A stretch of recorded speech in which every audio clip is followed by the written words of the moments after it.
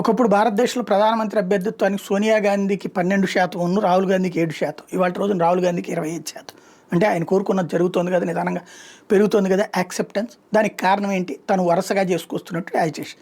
మోడీ శత్రువులందరినీ ఏకం చేస్తున్నారు. అలాగే మోడీ శత్రువులుగా ఉండేటటువంటి రాజకీయ పార్టీలు, అది కమ్యూనిస్టులు కావచ్చు, ప్రాంతీయ పార్టీలు కావచ్చు, అది హిందుత్వ వ్యతిరేక సంస్థలు కావచ్చు, వాళ్ళందరినీ అట్రాక్ట్ చేయడంలో సక్సెస్ అవుతున్నాడు. వాళ్ళందరికీ లీడర్లాగా సక్సెస్ అవుతున్నాడు. ఇప్పుడు తాజాగా ఆయన ఈ ఓట్ చోర్ లాంటివి ఏంటి, రెగ్యులర్గా జరిగే వాటిని దొంగతనంగా చూపించే లేదా ఒక కొత్త పదాల ద్వారా హడావిడి చేయించేటటువంటి ప్రయత్నం చేసుకొస్తున్నాడు. అందులో భాగమే రాహుల్ గాంధీ నడుపుతున్నటువంటి కథ. ఇప్పుడు రాహుల్ గాంధీ లేటెస్ట్ కాన్సెప్ట్ ఏంటంటే అదో హైడ్రోజన్ బాంబేస్తాను ఎలక్షన్ మీద.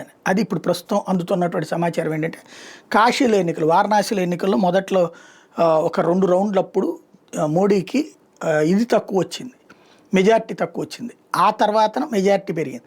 అది కూడా దాని వెనకాల కుట్ర ఉంది. ఎన్నికల సంఘమును ఆయన ఓడిపోయినా కూడా గెలిచాడని చెప్పేసి ప్రచారం చేసింది అనేటటువంటి టైప్లో ఆరోపణ చేయబోతున్నాడు అన్నటువంటి తాజాగా ఇంటర్నేషనల్ సర్కిల్స్ నుంచి వినబడుతున్నటువంటి వార్త.